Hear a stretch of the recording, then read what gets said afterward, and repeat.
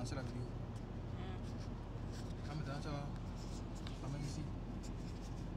C'est que pas de l'épargne. Précisément quoi. Fais une introduction. C'est ça que tu peux le faire. Dis quoi? Je sais pas. Faut te plus faire. Ah ça. Mais quand se prépare. Vlog entrepreneurial. Tout à l'heure tu disais qu'il faut épargner. Il faut.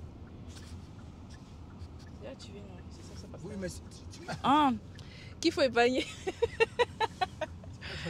Tu disais qu'il faut épargner.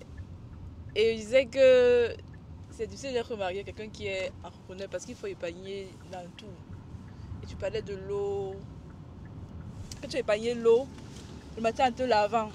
Donc parle-nous un peu plus de cette affaire d'épargne. Pourquoi l'épargne est si important pour toi?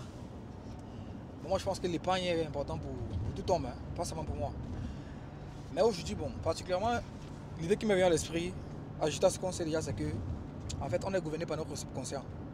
Et le subconscient a cette particularité de ce que ça nous impose ce qu'on doit faire. Parfois, tu penses vouloir quelque chose, pourtant tu ne le veux pas vraiment. Et parfois, tu penses ne pas vouloir quelque chose, pourtant tu le veux véritablement. Je vais prendre un peu dans le cadre de nous chrétiens. Il y a sur la musique, on dit, bon, c'est obscène, on ne va jamais chanter ça.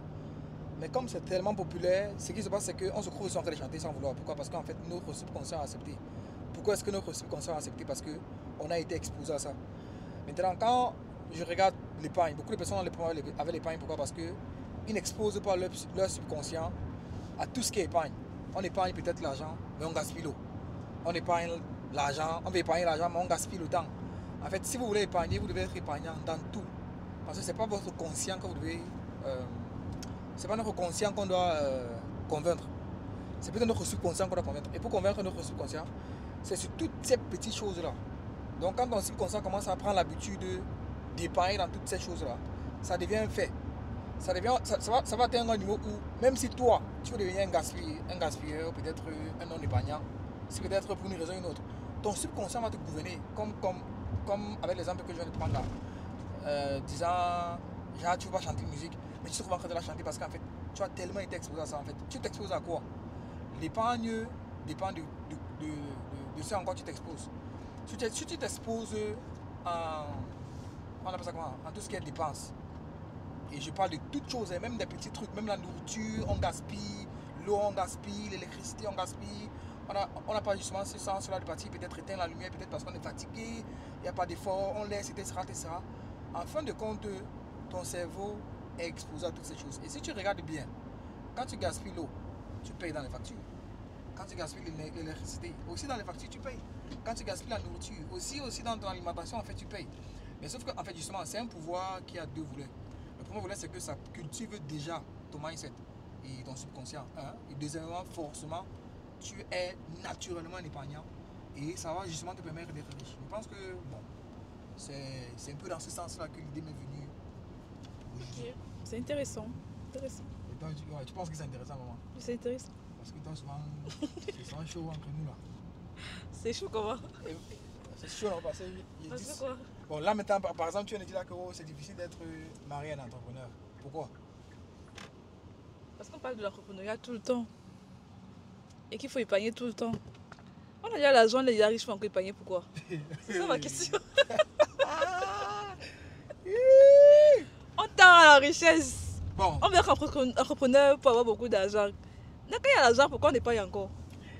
Ça, c'est une très bonne question. Ça, c'est une très très bonne question que tu as posée. Je t'assure que c'est l'une des meilleures questions que vous devez vous-même vous poser. En fait, vous épargnez parce que le monde est terrible. Le monde est difficile. Les choses deviennent de plus en plus chères. Les 1 million que tu avais il y a de cela 5 ans n'ont plus la même valeur aujourd'hui parce qu'on a ce qu'on appelle le cancer financier. Et le cancer financier, c'est l'inflation. Le cancer financier, c'est justement tout ce qui est même dévaluation des monnaies. Il faut toujours et toujours faire l'effort d'avoir une épargne de côté. Sinon, l'argent que tu penses avoir là, en fait, c'est la pauvreté, c'est ta pauvreté de demain. Donc, oui, en fait, l'argent que tu penses avoir est ta pauvreté de demain. C'est la raison pour laquelle il faut épargner. En épargnant, et quand nous on parle d'épargne ici, on ne parle pas de l'épargne que tu prends pendant que tu vas à la banque. Hein. L'épargne peut aussi être une maison que tu as achetée pour mettre en location.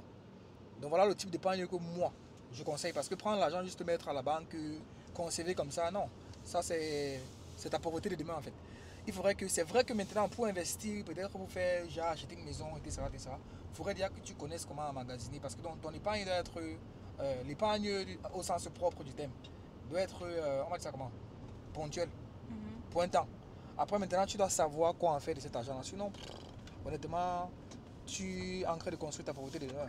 Quand tu te regardes 20 ans en arrière, les choses, ou bien la valeur de l'argent que tu avais il y a de cela quelques années, c'est plus la même chose. Tout devient plus cher.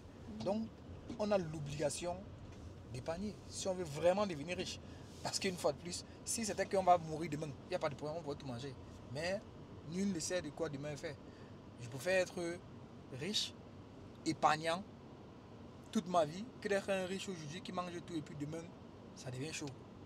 Mais étant un entrepreneur, si l'argent finit quand tu manges, tu travailles encore l'argent. Je suis d'accord, mais sauf qu'on n'est pas là, on n'est pas en train d'entreprendre pour tout le temps souffrir en fait. Il est question d'atteindre un palier et de centraliser en fait. Il faut comprendre que l'entrepreneur, c'est celui-là qui solutionne un problème. Et nous, le problème qu'on veut solutionner, c'est quoi? C'est justement gagner autant d'argent, se positionner, construire des entreprises qui vont employer plus de personnes. Si tu es riche, et puis tu gagnes, tu manges, en fait, tu seras l'employé de ton entrepreneuriat. Tu seras ton seul employé en fait. Pourtant, si tu épargnes, tu te donnes une perspective d'évolution. En fait, tu vas construire un plus grand truc et tu pourras employer plusieurs personnes. Tu pourras faire naître plusieurs entrepreneurs. Un employé, ou bien on va dire ça comment, un entrepreneur qui est un bon épargnant, c'est celui-là justement qui monte en exposition. Comment on dit ça comment? L'exponentialité. Voilà, qui monte en expo. Merci beaucoup. L'anglais c'est ma première langue, donc je m'en excuse. Qui monte en exponentialité. Exponentialité. Parce que l'exponentialité, en fait, c'est une particularité que tu commences doucement, après un moment donné, boum, tu n'es plus arrêtable. Donc la richesse provient du fait que tu ne manges pas l'argent que tu as travaillé, mais tu manges l'argent qui travaille pour toi. Ok. Et pour le faire, tu dois commencer par l'épargne. Et l'épargne doit être un modèle de vie. Parce que l'épargne n'est pas ce que tu gardes, mais c'est ce en quoi tu exposes ton subconscient. Donc, je sais comprendre bien. Tu veux dire que quand on est entrepreneur et qu'on épargne, à un moment donné, on ne travaille plus alors? Oui, tu peux décider de ne pas travailler. Tu peux décider de travailler parce que ton argent travaille pour toi. C'est la raison pour laquelle tu vas voir les plus grands millionnaires et tout ça là. Ils sont tout le temps aux Caraïbes, et ça. Les vrais riches ne sortent pas le week-end. Le week-end c'est pour les pauvres. Le week-end c'est pour les esclaves du système. Le week-end c'est pour les salariés. Les vrais riches, eux, ils sortent le mardi, le mercredi, les jours où il n'y a pas beaucoup de gens, etc., etc. En fait. Et beaucoup de personnes ne peuvent pas faire ça.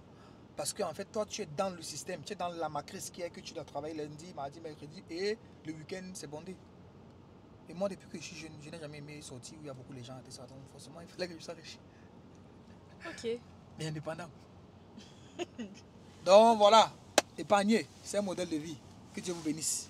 Amen. Amen. Merci. Je t'en prie.